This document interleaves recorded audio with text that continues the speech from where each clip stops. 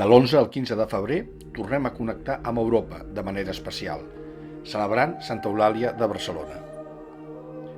Com a part del programa Catalunya Ortodoxa Pont amb Europa, es trobaren a Barcelona diverses delegacions de les parròquies ortodoxes del nostre patriarcat, de tot l'estat espanyol, de França i de Brussel·les, així com una delegació de l'Església Ortodoxa Polonesa i de Monsenyor Amfilogie, metropolita de Montenegro i del Litoral i arquebisbe de Settice. La Fundació Ortodoxa organitzà les conferències de l'arxipreste, el doctor Henry Paprocki, de Polònia, que va parlar sobre la teologia de la imatge, i la conferència de Monsenyor Amfilogie, que va parlar sobre la teologia de la llum. La Fraternitat de Santa Eulàlia va organitzar la vista al sepulcre de Santa Eulàlia a la Catedral de Barcelona i la visita a l'església de Sant Just i Pastor, on els assistents van conèixer de primera mà part de la història de la ciutat de Barcelona.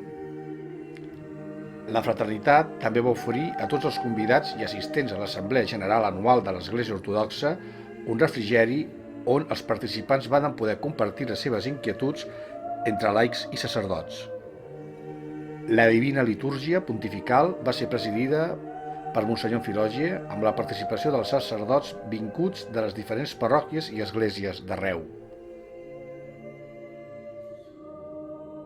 Agraïm a la parròquia de Barcelona tota la seva feina d'organització perquè aquestes trobades hagin estat tot un èxit.